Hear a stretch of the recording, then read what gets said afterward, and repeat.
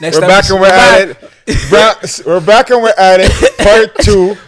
I don't know the title yet. We don't know yet, but whatever the title is, we're part 2 of that. No, so okay. You have so many different things that you're working on, right? Yeah. And I know even just to have one thing, because just the podcast alone, it takes a lot of time and energy, right? Yeah. And we're still trying to implement systems to make it better. Yeah. But how do you manage distractions? Because that's like this is the question from me. Because I need to know how, and I'm sure that other people have it out there in their businesses. How do you manage distractions? Like, I know that you're married and stuff like that, so it might not be like women and other things like that, but like there's other distractions. Like it could be TV, it could be just life's distractions, right? How do you manage that? And are there good distractions? So 100% there's good distractions. I think it's a balance, but I think you really got to find out what is it you're trying to accomplish and really look down. Like when you like, it's cliche again to say like, I want to have a successful business. I want to have money. Like, yes, but like that's bullshit. Like, what are you truly passionate about and what would you like to do? I recall so many times that, to be honest, instead of chilling with my friends, I would actually rather be editing something. I'd be rather diving deeper in YouTube. I'd rather be learning how to redefine this. I'd rather be watching videos about comparing mics. Like, I'm a nerd. I love this stuff. I love these nuances. I love that process of learning. And so, truly, I manage my distractions of like not falling into different traps and making sure that I'm always engulfed in this. On top of that, though, I do certain things that I'm, of course, like Netflix. I have Netflix binge like everybody else, but I do things purposeful. Like, for example, I'll never start something that's in season 7 and start in episode 1. That's really good. For example, Game of Thrones. I've heard such good things about it. Never watch a single episode, and never will, because that's going to eat away my life. Yeah. I gave up certain things like video games, because video games I love. Like, I mean, I'll get a new game, I'll put those hours in, I'll get all the tricks and ponies. Gave that up, and the reason why was I was exposed to be honest, a lot of people who made such huge leaps and bounds, successful businesses, did so much great things. And so I started to shift my passions that I truly love the notion of business. I love the culture of it. I love this. I love connecting with people. So as I'm nerding out about this while I'm getting recharged from this conversation, I'm going to be excited to see the breakdown. I'm excited to see the comments when this thing finally comes down. And so I will jump into those things because I truly enjoy that. And so, again, when it comes to managing distractions, you got to make choices. To be honest, before I was married, I was gallus. I was gallus. What are you talking about, you know? We all have those things. It changed gallus. And so let's be honest, that's a kind of a kryptonite. Yes, but it comes down to, say that word, please. I need to know. I know the word, but you gotta say it. It's a discipline. 100%. Yeah. I remember, I'll never forget this again too. So I got into my photography and videography out of necessity. I couldn't afford to hire a photographer or videographer. So I remember laying out these clothes on the floor at midnight in my clothing store when all the lights are off, and I have this one little light, and I'm like trying to figure this out of why can I not take a picture with an all white background? Didn't make any sense. But I just stuck at it. And I mean, I was up to like 3, 4 in the morning to only open up the store the next day. It's a breaking point. And you'll realize quite quickly, which I started to obsess about, let's be blunt, with some of these like things that we all get distracted of, whether it's around girls or guys, depending if if you're a female, things like that, is the more you double down on your craft, you become more valuable for the people around you, which will attract more of what sometimes those distractions are. It's a byproduct. When you, I'm sure you have this too, when you put out a new podcast episode, you get all these people whispering and coming in at you and saying like, oh, this is dope, this is fun, this is great, oh, I have this, couldn't you interview, blah, blah, blah, blah. And then when you sometimes get distracted and you start answering all that stuff without focusing on what brought you that attention, which is this craft, this podcast, this episode, being consistent. Right. So the way that I started to realize quite quickly the value or the power of managing distractions, that as soon as I double down on this, my craft, then there's going to be more opportunities, more people, more things that I can do, and more choices ultimately. And I really started to, get discipline. Yeah. That's what separates Yeah, people around this stuff. And I found that discipline by truly valuing how lucky I am. Like, let's be honest. Like, I would really think, especially, since this murder of George Floyd, I've been looking back on how lucky we are to live right now. Yeah. Like, what a time to be alive. Facts. Where 50 So years black ago, people, yeah. are you kidding me? Yeah. We could never be doing this. Never. Yeah. Never. Yeah, that's We true. could never be building out or thinking about doing side hustles or side businesses or doing our own thing. Like, we had such a small world or bubble. Yeah. And on top of that, I mean, our parents, like, they didn't have choices. Yeah. They were just focused on, like, food, table, and that's it. And that's it. So, and then our grandparents were about, like, their livelihood and, like, Trying to survive. trying to survive. So, true. in thinking about that, and I do a lot of reflection. I mean, a lot of self-reflection, a lot of journaling, a lot of recapping, a lot of mental notes to understand myself better so that I am more present in the now. Yeah. That's how I avoid the distractions consistently. And again, there are like great distractions. Like, of course, you need to have your side hobby or like the shows that you love or the movie genres, because that influences you and that makes you you. Yeah. So never give that up, but understand. And I think we all know that threshold when we start to, our distractions start to halter what we're trying to accomplish. Yeah. We start to feel guilty because we binged out on this when we could have just got that edit done. Yeah, or we true. could have done that extra podcast episode. Or I could put that work into my business. And the other side that you need to do, you need to like put skin in the game. Like I'm telling you, if you're paying rent somewhere, watch how suddenly those distractions, you don't have a choice. You have rent due next week. Fact. It's a countdown. So you will put that work in that business because now you have skin in the game. So if you're finding yourself always going back and forth on these distractions, put skin in the game. Put some money. Give someone $1,000 to say if you don't deliver on this timeline, that's your money. Your money. You know, $500, $300. Don't get too happy. I know no, that's listen. You know why I like what you said was because I cannot remember. Where did I say this from? I can't remember it. But I mentioned it to you, yes you or did, no? you did, where yeah. I was like, I can't remember. It was a book because I'm a big fan of. I read books so much. I love it. It. Like when I started getting into it, it changed my entire the way I think. 100%. And I can't remember what book it was. Where it was like, in order for like, if you know you're really struggling to get stuff done, find somebody. You both talk about the goals you're trying to achieve, and then put money on the line. 100%. Because once you know, okay, this person's like, I'm gonna make sure in this month I'm gonna shoot 20 YouTube video, and you put like $500, $1,000 on the line, and then it's not just saying like in words. You print a piece of paper, 100%. You sign it. No, you give them the money. You give them the money, not like I'm gonna pay you. Like, you. No, you give them the money to hold on to hold you accountable if that would needs to be. I didn't have my money. Watch how those 20 videos are done in that month. That's why when I was reading it was like, don't say it over word, because over word you can be like, but nah, this like you gotta be cutthroat with that. That person has to be someone that won't give a shit. It's like, if you don't do it, it's mine. If you try to do shit, 911.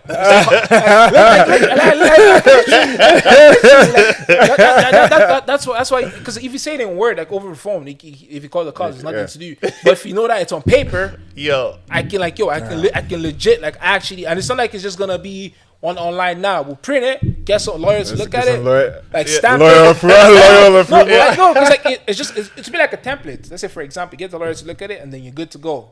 Every month, it's gonna be a different ballgame. 100%. That's true. So like again, that accountability system is dope. And again, that's where I've been obsessing about this little cohort learning aspect, because if you find people that are in the same journey as you and they're learning on that same path, and trust me, you could find these groups, you could find these paid communities to learn from them. Watch how you'll see other people who are in the exact same role you start to excel, which will make you want to start accelerating and start plugging away at things. Yeah. So I have a question. Seeing that's that. So when I actually had that mindset. So when I moved from Nigeria to Edmonton, I was big on the fact that, you know what, let me find, like, it's not just finding, you can find somebody starting to you, but like, if like you said it with the gaming, you can't be gaming with somebody that is lower than you. If you're trying to get into a craft, you need to find somebody that's around the same level 100%. as you, and then build from there. Yeah. So when I moved in here, I was like, yo, let me look at a couple photographers based in Edmonton. Instead of reaching out to all of them, I remember I met one person, and the person was like, I was like, oh, we'd love to have like sit down and have a coffee and just talk and get to know you. Yeah. And the person was like, I appreciate it, whatever. And I can't remember the conversation we had, but the end goal was the person said, I don't want to feel like I'm sharing my information to you. Mm-hmm. That right there kind of, it was like a stab in the chest. Like it kind of made me, then again, I didn't know as much as I knew now. Mm-hmm. So it was like, now it's a different ball game. But like then I was like, that made me like hold back on networking to meet other people. And that's unfortunate, but that's the reality. Yeah. Like what the one aspect which becomes a skill is like, what does it look like to get 100 no's, 50 no's, 75 no's to finally get that one yes. Yeah. That one person's like, yeah, of course. And by the way, here's the playbook. Like, here's all information I know. And to have that vibe, because we lose sight that success is like, and I forgot the famous quote again, but it's like almost like success is moving from failure to failure without a loss of youthism, like about a loss of momentum. Yeah. And I think that carries so much weight. Like if we can move from failure to failure and keep going and understand that, yes, a failure is a point in time of a learning, a point in time of moving forward, because there's no such thing as success without a string of failures. That's the path. And we sometimes forget that. And so, that's unfortunate. In any industry, there's all those people. Yeah. And then it's all about just trying to find those like-minded ones. Definitely. No, that was in the past. That was in the past. Like that at that time, I didn't know as much as any. But now, I have a mindset like I'm not gonna kid you. Like I can send 100 emails in my head. I'm like, no one's gonna reply. 100%. But literally, it's gonna hurt when you start refreshing, and you be like, "What the heck?" But I actually learned something new, which is like sometimes it's not just email. Sometimes you gotta go in person. 100%. Like go there and explore all avenues. It's like when you apply with job, bro. It's like when I applied that job, like the one thing I'm never like. Do you ever see me stress about a job? Like bro, I'm never stressing about like a job or anything like that, because I just know I can get it. Like I don't know. I just feel like I can get a job because I know I will do whatever. Like you saw how the new job that I had, right? Yeah. This job that I just got right now, recently started. This job, when I saw it, I was like, oh man, this job is sick. I'm qualified. I'm like, oh, okay. Dope. I sent an email. At first I was on Indeed. Yeah. I applied on Indeed. But I'm like, man, these guys are not gonna check this. Then I went to the company, I searched them up, sent them an email. Yeah. And I'm like, okay. And in the email, when I sent it to the email, I put in bold, best candidate for the job. So I wanted to make it seem like it was going from an HR to them, so they would see it, So I'm like, yeah. And then I wrote in the email. I'm like, yo, da, da, da. Yeah. After that, I called the reception. I'm like, hey, I heard you guys have a job posting. She's like, yeah. I'm like, okay, what email should I send it to? She gave me a different email. Oh, okay. I sent it. Then I called back. I'm like, hey, I'm the same guy. But did you get the email? I want you to check the email. Then I asked, she's like, oh, okay, you should talk to this other guy. His name is like Josh or something like that. Okay. Yeah. I'm like, send me through to Josh. Put me through to Josh. I got Josh. I was like, okay, Josh, like, what's going on, man? Like, I'm really interested in this job. I'm sorry if I sound eager, but like, I want the job. He's like, okay, send me your email. Send me the email. Email that guy. Turned out that guy wasn't even the guy in charge. I'm like, yo, who's the guy in charge? Yeah, who's going to make the decision? Guy. He's like, oh, this guy, Craig. Yeah. I'm like, okay, Craig. Called Craig. Didn't get him. Left a voicemail. Okay. Called him again a couple hours later. I'm like, hey, Craig, just call him back, Yeah. Didn't get him. Left another voicemail. Like, I'm not going to lie, I kind of stalked these people down. Like, it wasn't, like, I stalked them. Like, already know, like, like, and then the next day, like, I think within a week, I might have called the guy every day, like, or for like the first 4 days. And I was like, you know what? Yeah. It's a little bit too much. Let me just chill out for a little bit. But I got him. Yeah. And the one time when I got him, like, the lady, actually, the reception lady, she was like, you know what? I was about to give up. I was like, man, I keep calling and I'm not getting this guy. Like, I don't know if he's out there. Like, I don't know, man. I told her, I was like, you know what? I think I'm just going to give up. I'll tell him, just tell him if he gets me, he gets me. Yeah. She's like, no, you should go through. As soon as she said that and she put me through, I got the guy. I was like, I thought it was a voicemail. I was like, oh, okay, hello. I was like, hey, hello? Hello? When I got that, man, I was so happy. I was like, yo, I talked to the guy. He was like, okay, yeah. He's like, yeah, man, I got your voicemails, man. I was like, I got your voicemails. That's really good, man. You know what? He's like, I'm gonna put you away. Right now, we're looking for a different job. Like we're looking for different job openings. Yeah. But he's like, I have your interview. I mean, I have your application, your resume. Yeah. He's like, don't worry, I set it aside. 100%. I bet he did. Yeah, he's like, I set it aside. He's like, I think next. your camera died. I know. It's all good. So he's like, I set it aside. He's like, next week, I'm gonna get back to you. I'm like, okay. It sounds good. I give him a couple of days, no calls. And I was like, man, the week started. I was like, Monday passed. I was like, I let him go Monday. I was like, you didn't call me back on Monday? I'm like, yo, Tuesday. I'm like, Tuesday. Back on it. I'm back on it. I called him and didn't get him. I'm like, you know what? He said he'll get back to me in the week. I'll leave it. Wednesday? Nah. Wednesday, I started ringing down the phone. I'm like, yo, ring. I'm like, yo, hey, I'm just trying to get a hold of Craig.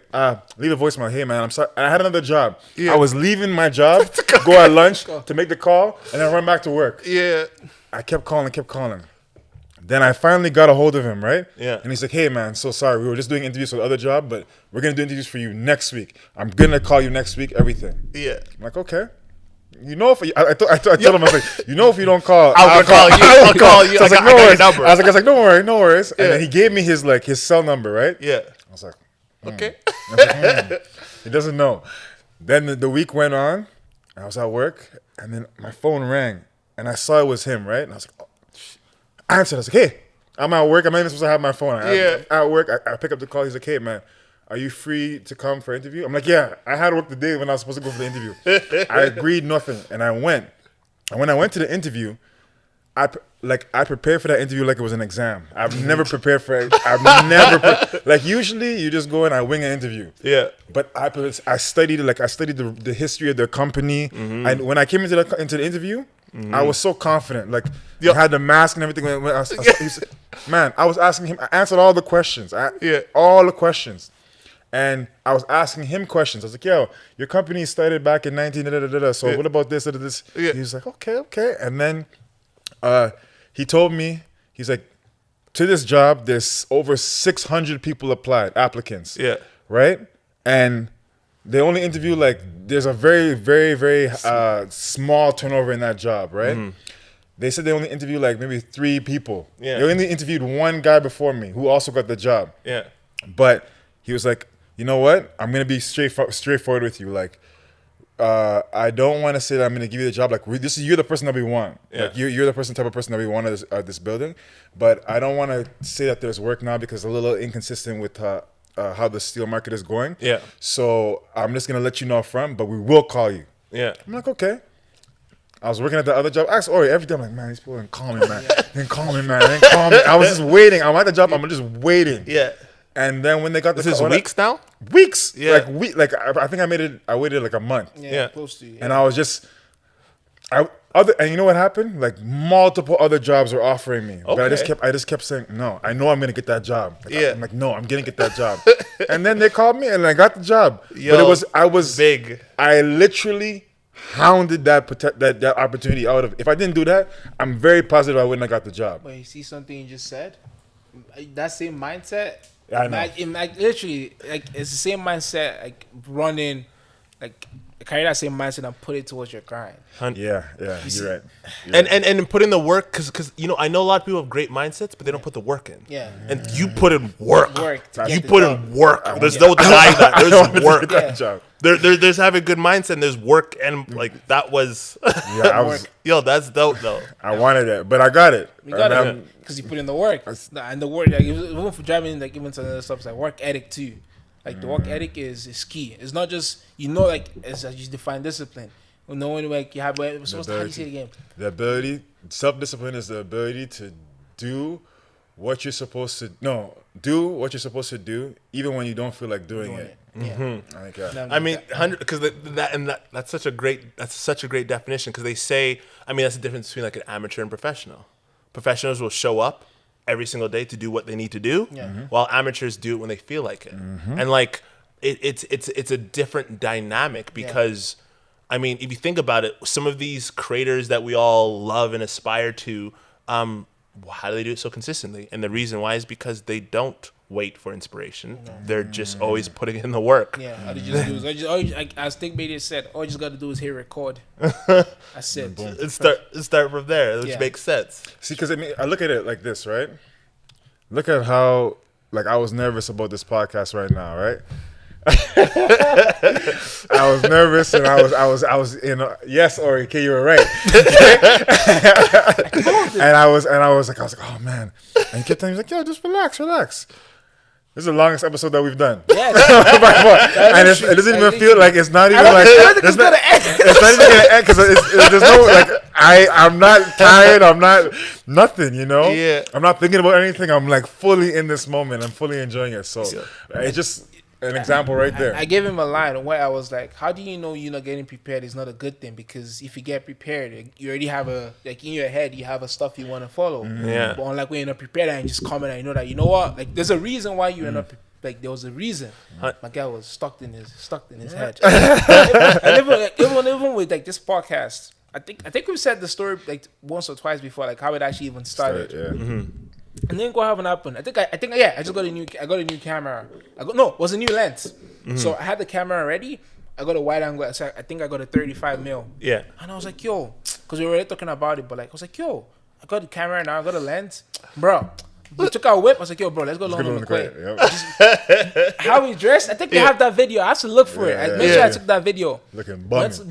We didn't even dress like I said. We just wore slides, whatever. Yeah. Went to the car, just drove to London McQuay. Okay, we got there. Started exploring. I think what's his name? My boy Corey Strangler. No, Corey. My bad. Corey Skrilank, yeah. I mean, got them. He was just giving us a couple of advice. Give us a couple apps we can use, whatever, just to get started. Yeah. We go home. Set it up, recorded something. right on the spot. Yeah. I actually feel bad we lost that video. The audio, we still posted it, but like we didn't care. Like we're like, nah, we don't give a shit. Just put it out there. And literally, that's how you start. And after doing that, boom! All of a sudden, start getting like you said, the different people like, oh shit, nice. Start getting guests. I don't think we missed a time since that. Nah. We didn't miss a week since then. They've never, nah. That's actually always like no matter what, we that's always pull. Bro, there was an episode we were meant to have a guest. My boy Fad messed up, had a situation. Some guys in a situation will be like, you know what? Just posting the story. No episode today, guys. No guests. But we're like, nah, bro. We came to the studio. We just talked. Dope. And just like this improv it. Just had something different to it. And it was actually something that people liked because they're like, it's good that you gave a recap on all your guests that you've had and like just the information that what we actually took from the guests and stuff like that, you know. Yeah. So it's so smart. Like you see right now, this episode is probably going to be 2 different episodes. Yeah, that's what I'm saying. 2 in 1. like bro. Right now. We're going to 2 hours, bro. Honestly, I'm not, bro. There's not even any sleep in my eye, nothing, bro. I'm actually not tired. And realistically, if the camera doesn't die, hopefully it doesn't. Yeah. I think it's probably mine because we already got the other one. Mine dead. Yo, this is dead. I don't know if I have another. Look how long I sat on this seat for with no back support, man. I didn't even think about it. Let me make sure first. So we'll make sure we got extra life. No, man, this is. Sorry, guys. No, it's all good. Sorry. I'm going to just step real quick. See, we're on one bar. One was dead. So now we have the option. So you have the option. The option is to either keep going and let it die or just we cut it quick and then we come back and we do it again. Maybe this time on this podcast. That's 100%. You know what? Actually, we didn't even talk. Man. Before tell us about your podcast, about your media company. Tell us everything. Everything. It's your time to say everything, man. So I have a podcast called The Cadence of Bobby T. What it is in life, I've had so many different dope conversations with people, and I always thought it would be super cool to start to do 2 folds. One, document those conversations, share some of those insights, those moments of passion, those moments of like information with people. And number 2, to be blunt, I think podcast is a good strategy in terms of marketing. Definitely. There was different times I wanted to connect to people, clients I wanted to work with. And to be honest, information I just need to know about a certain industry or sector. And so I invite guests, invite people to it. So Cadence of Bobby T was, first I had this podcast called 360 Chat, and I reinvented it to Cadence of Bobby T because I started to realize I wanted to share.